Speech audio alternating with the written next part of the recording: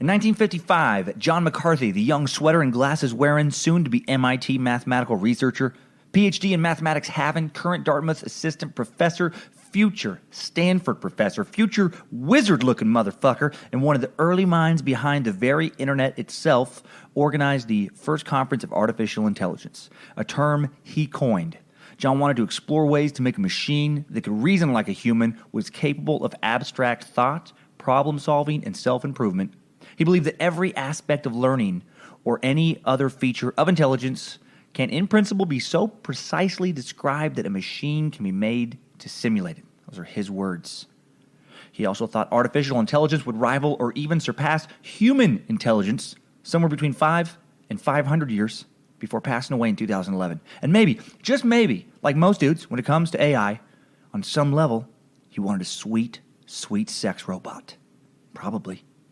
Find out how close we are, or not, to achieving John's futuristic vision of living with humanoid robots in this definitely sci-fi, possibly dystopian, maybe even a little bit perverted, sonic adventure that is today's Time Suck.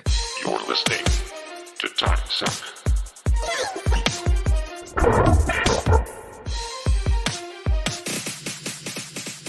Well, very excited about today's topic. Topic. I'm so excited I can't even say the word topic. It was suggested to me by Jeremy Judd via Facebook. Thank you, Jeremy. I've wasted several days of my life, and I hope you are better for it. Sucked into this thing because, man, I had no idea how much shit was out there. And I just hit the tip of the iceberg with this. I feel like some of you, hopefully many of you, are going to be doing even more research yourselves, digging deep on this one. There are definitely a few others I'm already looking forward, as far as topics, to spending hours of my life researching, and look forward to future suggestions. And yeah, and I have a little list going currently, so I apologize to that. I apologize to you if I'm not getting to yours right away. But there's just so many things I'm curious about, and and sometimes if a topic doesn't resonate with me, I just can't make a good episode about it. And also, this is the first episode I've recorded since the election, and this is going to take 30 seconds. It's going to be relatively painless. Let's just get this shit out of the way. I was moving last week, and the Corey Haim Time Suck was previously recorded, so that's why I'm just addressing it now. Thanks for all the great feedback on that one, by the way, and RIP again, Mr. Haim.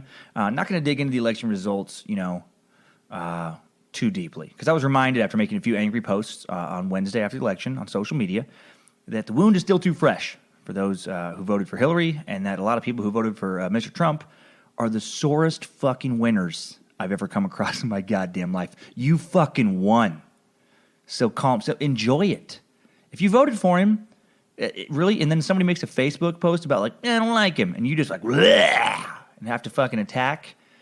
Dude, are you fucking kidding me? That's like, somebody wins their basketball game, and the loser's like, I don't like to lose. And then you're like, fuck you, motherfucker. We won. Respect that shit. You're an asshole. You're a fucking asshole. So calm down. But I'm not going to go into conservative or liberal politics. I am just going to say that I'm ashamed of myself for sticking my head in the political sand for the past decade, and I just plan on being a lot more politically conscious and active going forward. And I hope everybody else, liberal, conservative, in between, everything else, does the same. Because I definitely took this or made camp in this place of the who gives a shit, system's broken, fucking doesn't matter what I do. I stayed there way too long. And that's not cool, that's not helping anything. And just like I do in this podcast, when you're doing your research on whoever it is you want to vote for, please just find credible and multiple sources to base your opinions on, as opposed to Wikipedia or Alex Jones, for example. And I hope we can just begin to talk to each other, blue and red alike, figure out what's truly best for all of us, all cultures, all colors, all dick and vagina preferences and combos, whatever system you're working with, whatever system you would like to have, whatever system you'd like to play with, as long as it's adult. Fucking let's be clear on that. I hope we can all just talk. So here we go. I picked this Time Suck topic this week again from Jeremy, largely because of Westwood. Super into that show right now. This is the show on HBO, and holy shit, I got an artistic appreciation boner from just bringing it up. I am rock hard with excitement for Westwood. I'm only 7 episodes in. That's where I'm at right now. And I'm not going to spoil it. Not going to be that guy. If you're if you're worried about that right now, what an asshole that guy is, by the way. You know, it's one thing if you're talking about a show from like 5 years ago and you spoil something. That's on the person listening. All right, you had a good half decade to catch up on that shit. So you're bad.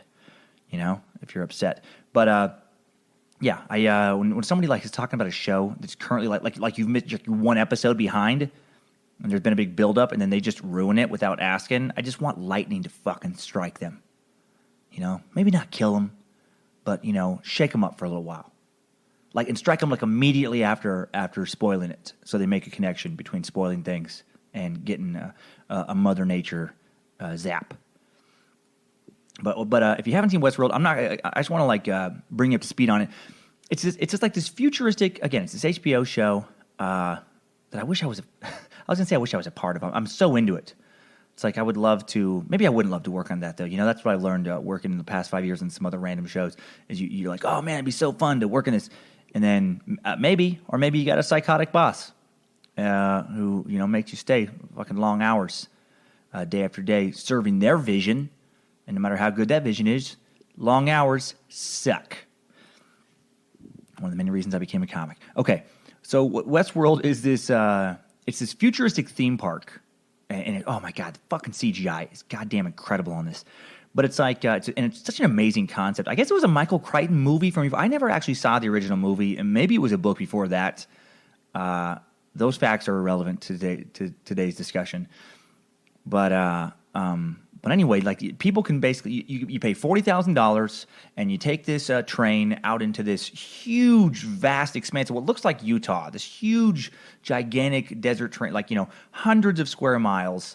And there's basically this badass resort kind of hotel in the middle of this. And then you can take a little train from that resort into the actual theme park itself, which is stylized in the likings of the Wild West. Hence Westworld. And, it's crazy. It's virtual reality meets reality. There's these Wild West towns, a variety of towns in this world that you become a character in. And there's brothels, saloons, shops, etc. Lots of time spent focusing on the brothels, by the way. And I'm not complaining. Heavy boobs, heavy boobage in this series. And quality boobs. So if that's like a tipping point for you on shows, if you're like, man, I'd like to watch it, but I'm not really into the Wild West, but I am super into boobs and robots. Well, strap in, motherfucker, because this is the show of your life. But and by the way, and it feels organic to me. It's not gratuitous. It makes sense as they're going in the show. The nudity. It's not just it's not like Spartacus was on Stars. If anybody saw that, where it's just all right, we get it. People like to have sex back then. But there's miles of railroad tracks and trains. There's horses, wildlife, Native American tribes, Confederate soldiers, Union soldiers, miners, saloon keepers, and all these people, et cetera, et cetera, et cetera.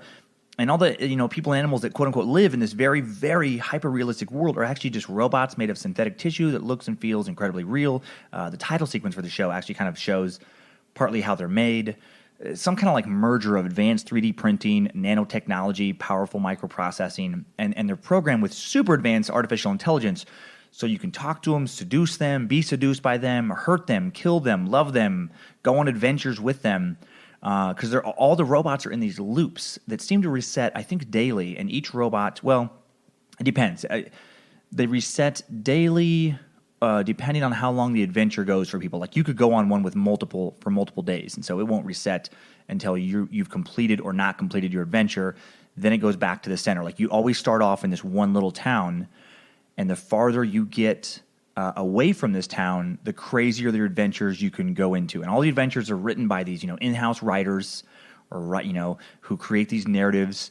And all the robots serve these various narratives, but within these various narratives, they will know that they're a soldier who is trying to get revenge on. And I'm just making this up again, not spoiling anything. Let's say it's some soldier who is, they want to get revenge on another soldier who wronged them previously or whatever. Well, you might walk into a little town and you'll overhear this guy talking about man, I'm riding out and it's done. He can't get away with what he did.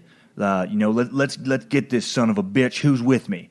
And then they'll make eye contact with you, and you're like, hey, man, I'm in. And then, and then they're always like, it's like a improv kind of team, these robots too. It's very much yes and. You know, if you say like, I'm in, they're not going to be like, well, fucking tough shit, fatty. You're not tough enough to fight. Get to the fucking saloon. They're never going to shoot you down. They're always going to be like, hell yeah, man. We need a strong man like you. It's very like, you know, they're pleasing to the ego. And so then you go on this adventure, and they can shoot at you, and it, like if they hit you, it stings, but it doesn't hurt you. But you can shoot them, and you know, make it look like blood fucking splatters out, like they die in a way that a real person would die. It's fucking crazy. And then you just kind of go on, and then eventually, if you get like, you know, caught by the bad guys, who they can't kill you, but they can kind of like, they can punch you, they can wrestle you, they can throw you in jail, and then like, you know, your adventure could be over. You know, and you can also just tap out and be like, I'm good. I've had enough. I want to go back home. And you're paying $40,000 a day. So, you know, just after a day, you might just be like, I don't have 80 grand to continue this adventure. You know, I spent my 40 and I got to get back home. Fucking incredible, though.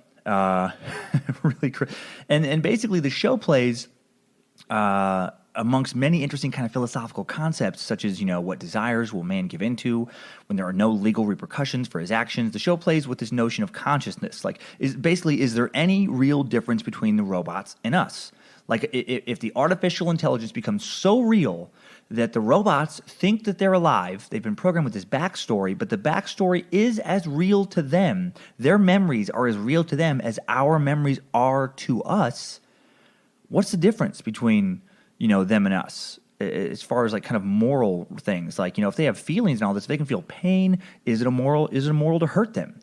You know, if they become self-aware, you know, are they really different than us on a fundamental human level? Did the park's creators create beings on par with God creating humans? It kind of plays with these notions. And, you know, because, I mean, other than not being able to kill humans who the robots recognize on a subconscious level, they can do anything that, you know, we can't within this park.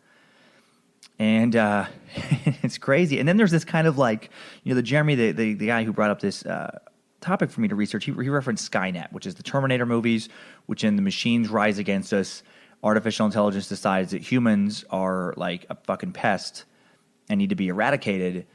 And there's concerns, I think, they don't really address that in Westworld from what I've seen yet, but it's like, you know, could these things turn on us? There definitely is that, you know, not like control the world, but could they turn on us? Because the scary thing is our intelligence is limited by just, you know, basic or I don't know, human parameters or whatever.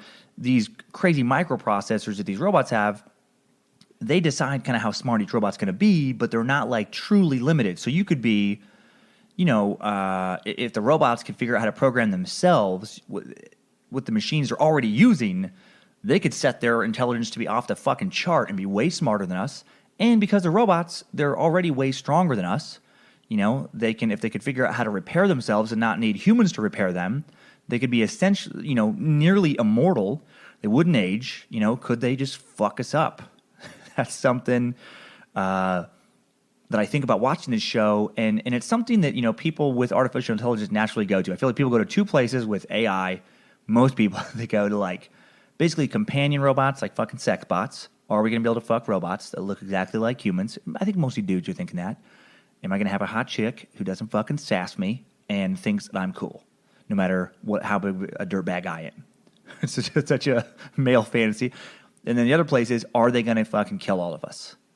I think yes and yes, based on what I've dug into this episode. I think there's a very real chance that someday we could have to deal with a serious robot threat, because, you know, there's people making these robots right now, and obviously they're not making them to kill us, but, you know, all it takes is one dickhead hacker who's really good. It's like, look at all this software out there to make our lives easier, where our credit cards are stored. You know, you got Apple Pay in your phone, and you don't have to like dig through your wallet anymore, and that's great. But it also means that all your credit card information is online now. All of your identity information is online. And then a hacker, and it does happen, obviously. Identity theft is a huge, you know, a widely common crime. People get it. And then they take this beautiful thing that was meant to make your life better, and some dickheads use it to steal from you. Well, of course, some anarchist, nihilistic dickhead or group of dickheads, once the robots are out there and doing cool shit, they're going to figure out how to make them kill us. And then, you know, maybe we'll be able to wipe them out, I mean, that's that's the whole Terminator thing, the whole struggle. It's like I think we're going to have that struggle. I don't know if they're going to take us out, but I think war with robots is in the future of our species. And I know that makes me sound crazy, but just listen to what I'm going to show you on this. And so before, I want to show you kind of where AI is now. I want to get back to this John McCarthy and take a look at the humble beginnings of the AI movement. This is not a historical podcast. Says again, keeps going historical. This is not a historical podcast. And I'm not singing my own intro song. I know, right? As much as I like to think this is not a historical podcast, I feel like it's so hard to address topics without really, digging back into them. So the question of can a machine think like a man and what are ethical consequences goes back to at least the 17th century when René Descartes, he wondered in this philosopher in his discourse on the method published in 1637, quote, how many different automata or moving machines, automata, sorry, I'm probably pronouncing it wrong, or moving machines can be made by the industry of man. For we can easily understand a machine's being constituted so that it can utter words and even emit some responses to action on it of a corporeal kind, which brings about a change in its organs. For instance, if touched in a particular part, it may ask what we wish to say to it. If in another part, it may exclaim that it is being hurt, and so on. But it never happens that it arranges its speeches in various ways in order to reply appropriately to everything that may be said in its presence, or even the lowest type of man can do. Okay, so basically, he's saying he thought back then that, maybe we could make machines someday that, you push a button, you get a certain response, but you couldn't actually have a conversation with them and have them, kind of be able to improv essentially. And that's already not true. I'm going to show you some stuff later. That's already not true. So we've already gone farther than that. And then, and much later in 1950, this early British computer scientist, Alan Turing, the same Alan Turing played by Benedict Cumberbatch in The Imitation Game, developed what would later be pointed to as the ultimate test in AI, the Turing test.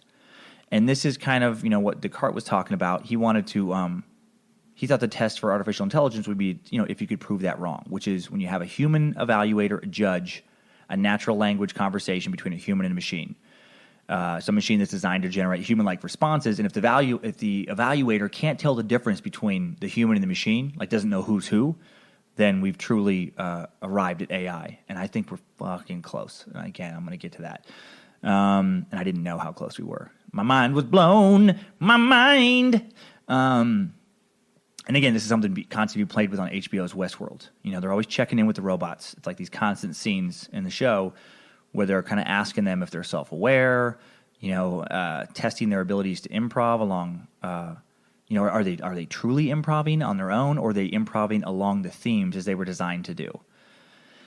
It's crazy. It's so crazy. Yeah, but they're trying to figure out, like, are they basically evolving on their own? And there have been numerous critiques of the Turing test, by the way. Philosophers point to like emotion, core values, desires, etc., in addition to just communication skills being what makes us human. And Westworld digs into that as well. Like, do the robots feel bad about the way the guests occasionally mistreat them? Are the robots self-aware? Do they think they're real? And I agree with that too. But I think this thing where it's like, I don't know, it's all so confusing. It's like, okay, even if the robots truly are just like mimicking what they think a human would say, as opposed to having genuine feelings behind what they're saying, I don't know. Does it really make them that different?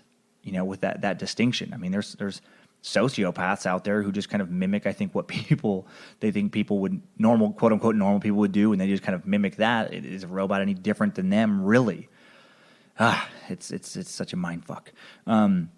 By the way, Turing never really got to expand on this test, unfortunately. He poisoned himself with cyanide in 1954 at the age of 41. Or maybe he poisoned himself. Maybe he's killed. Some scholars, think he was murdered. He was persecuted for being homosexual. If only he could have lived long enough to program robots to kill homophobes. Homophobe bot. That'd be a fucking dope robot. But let's go back to McCarthy. So this fucking wizard-looking dude, who I'm going to put a picture up on timesuckpodcast.com in the episode description, because he just cracks me up. Like he looks exactly like who you would think of, some mad scientist dude who back in the 50s was like, I'm just going to devote the rest of my life to AI, and then pulled it off, which is just an insane thing to me. when their computers were so limited at the time. Yeah, he was just like, he's like a fucking wizard. Like he time traveled back then and started working on shit.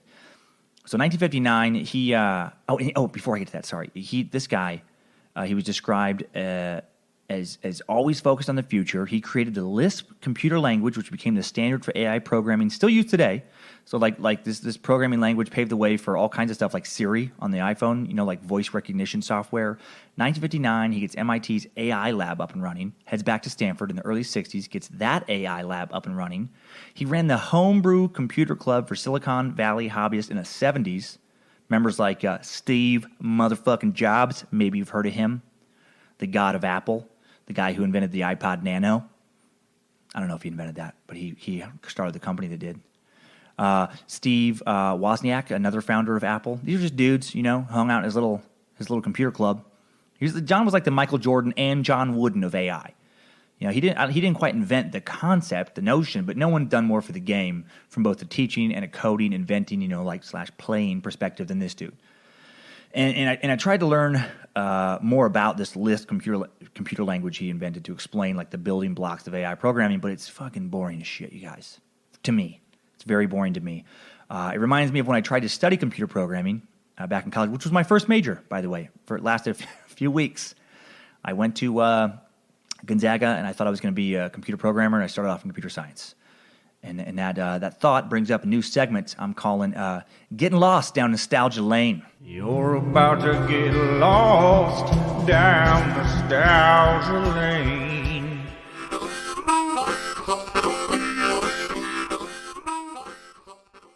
All right, when I started off in Gonzaga, I took this Pascal programming language.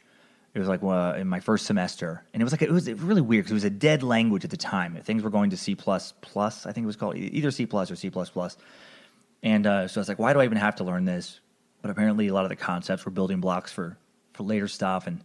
And first off, it sucked because there was a lot of homework, and I was like, God damn it. But I was really into computers. I'd had gaming. I wanted to I wanted to make video games because I'd been to them. My whole life. I've been into them.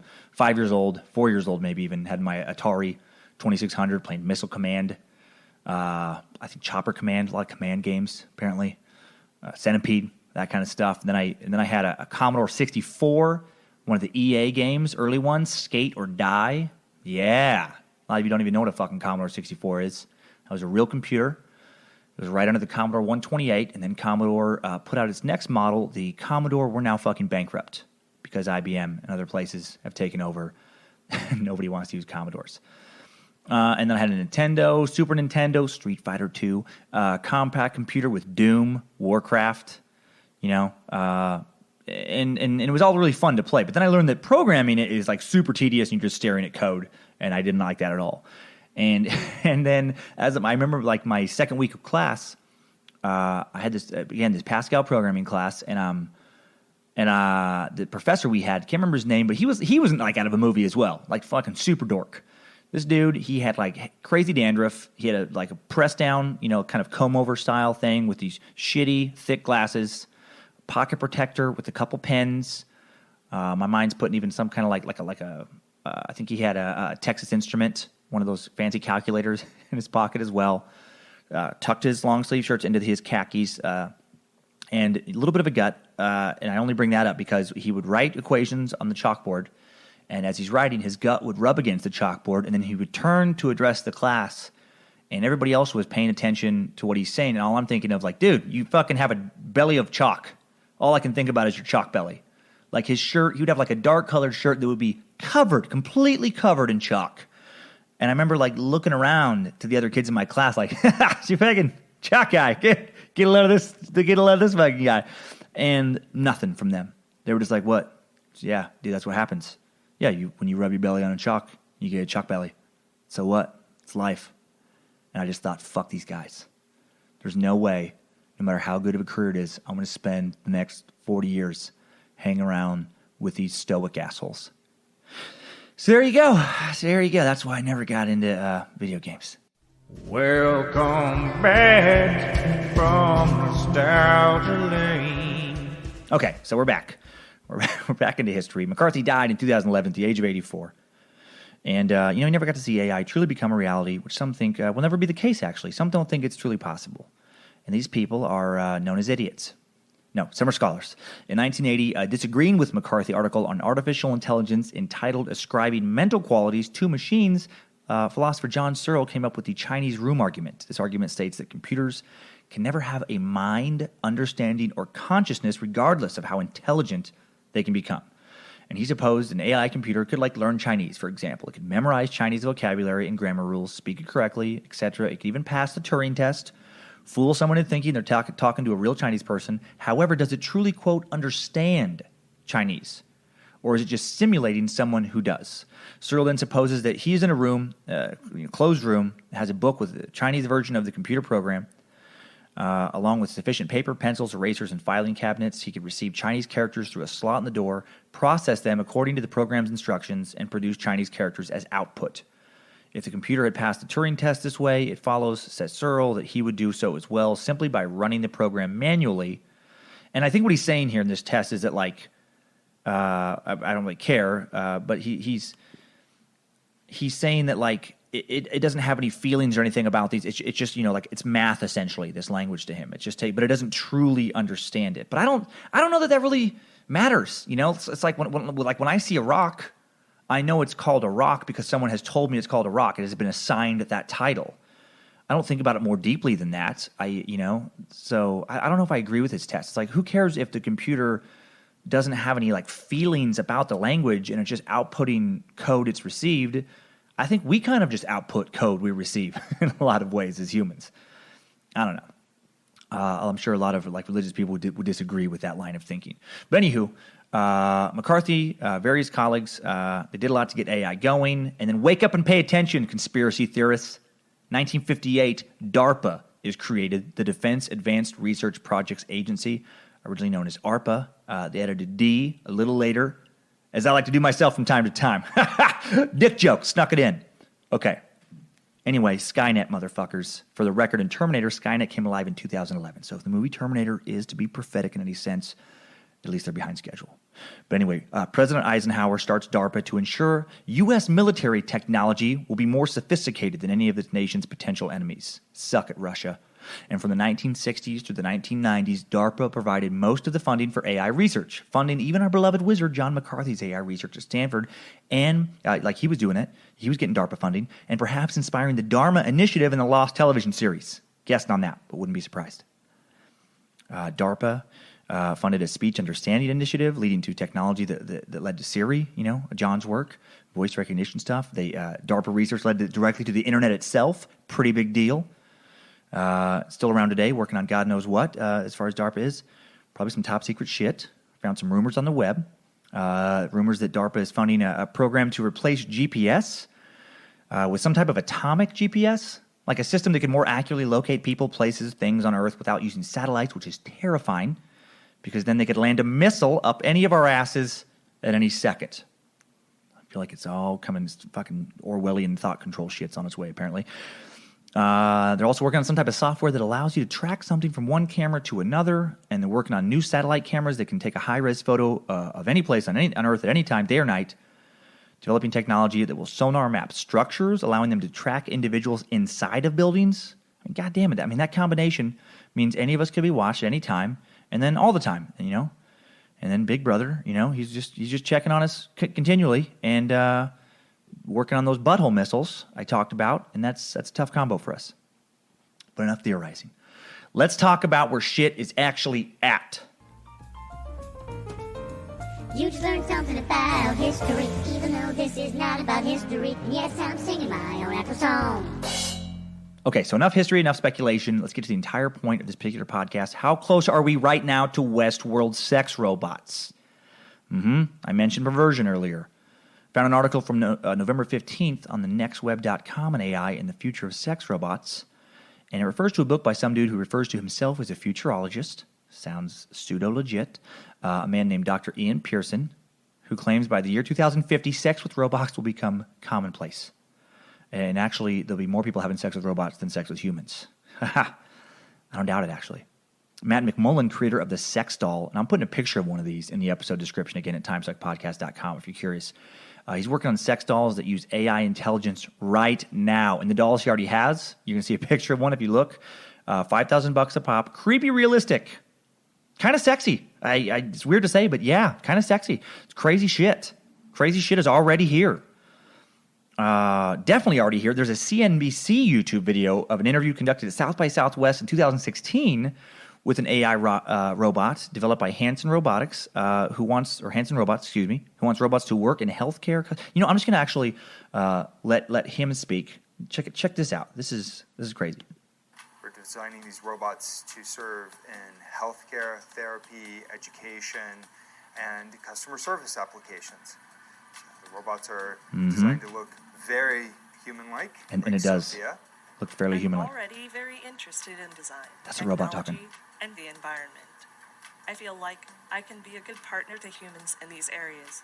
An ambassador who helps humans to smoothly integrate and make the most of all the new technological tools and possibilities that are available now. It's a good opportunity for me to learn a lot about people. Sophia is capable of... Her eyes are creepy realistic looking. Listen to what Hanson has to say. Natural facial expressions. She has cameras in her eyes and algorithms which allow her to see faces, so she can make eye contact with you.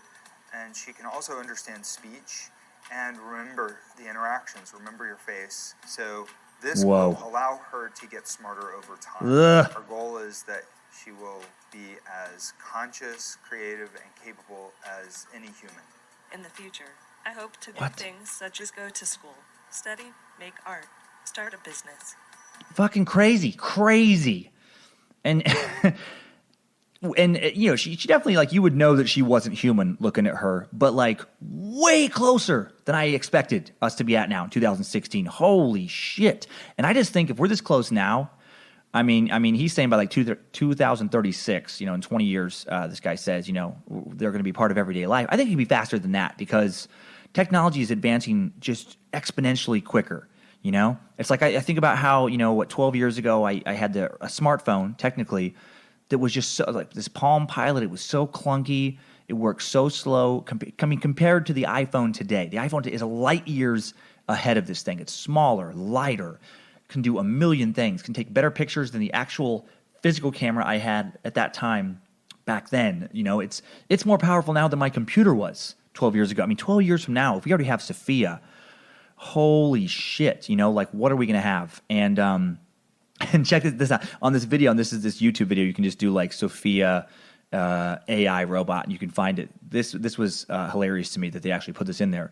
Listen to what the inventor asks her, and what she says. I'm backing up to it here, but this is insane. Like those will walk among us. They will help us. They will play with us. They will teach us. They will help us put the groceries away. I think that the artificial intelligence will evolve to the point where they will truly be our friends. Will they be our friends? Destroy humans? Please say no. Okay, I will destroy humans. No, I take it back. See, he asked her, would you like to destroy, you know, humans? Sure, I will destroy humans. Yeah, she's already thinking it. She's already fucking thinking it, you guys. What does this all mean? What does it all mean? Are we already starting to give rise to the machines? Whose fault is it? John McCarthy's, James Cameron's, Arnold Schwarzenegger's? Fucking Hanson robot guy? Will Apple become Skynet? There's so much pressure on tech companies to constantly evolve. Like Apple can't keep selling the same phone over and over and over. Each new phone has to have some new piece of wizardry to please shareholders. And right now, like my phone, it already knows my daily routine. My phone, you know, a few months ago was like all of a sudden out of nowhere to me, tells me how traffic will be on the way to the gym before I even leave to the gym.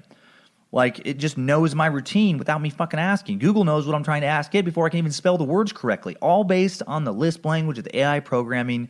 Hanson Robots has already developed a humanoid robot you just heard, more alive and human than some people I went to high school with. This podcast could be days long if I talked about all the developments in robots as far as, you know, movement and speech recognition go. I mean, there are Japanese companion robots that look more like women than a lot of women look like women. Computers have been beating our finest chess players. Where does it lead? Westworld, motherfuckers. That's where. Or Skynet. The future's coming, and I'm both really excited and really nervous. ghosts, monsters, religious reckonings. None of that shit concerns me. None of it scares me. But God damn it, robots make me a little nervous. So thanks, Jeremy. This is going to stick with me for a while. And now, without further delay, it is time for the Time Suck Top 5 Takeaways. Time Suck Top 5 Takeaways. Number 1, John McCarthy is a very important figure to AI and key to its development. John Connor is a very important character in Terminator and key to Skynet's downfall. Coincidence? I don't think so. Number 2, the Defense Advanced Research Projects Agency, DARPA, is currently working on butthole missiles. Tighten up and prepare. Number 3, you will soon be able to, and probably should, have sex with a super realistic robot. Number 4, you will soon be able to, and probably should, run from the sex bots when they inevitably get tired of fucking us. Robots will definitely end up fighting us and probably killing us all. So enjoy the great sex bot renaissance before it turns into the inevitable Skynet murder bot end of days.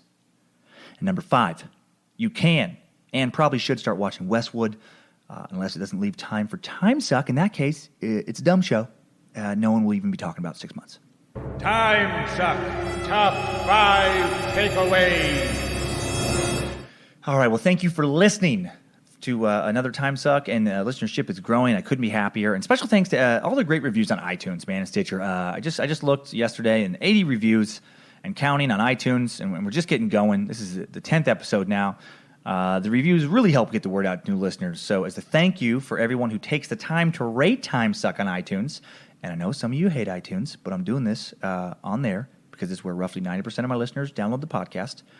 I'm going to do a bonus episode, a thank you Friday, enjoy your weekend episode every time I get 100 reviews. So right now we're on 80. When we hit 100, I'm going to do a bonus episode that week. And then we hit hopefully 200, 300, etc. Every time we hit another 100, bonus episode. And by review, I don't mean you have to write anything. Just give me the 1 through 5 star rating of your choice counts just fine. It makes my heart feel good that you care enough. And it's great news for you listeners who don't listen to iTunes. You get a fucking free episode for someone else's efforts. So, pretty sweet. Have a great week, everybody. And think about robots. Think about robots, because they will soon be thinking about us.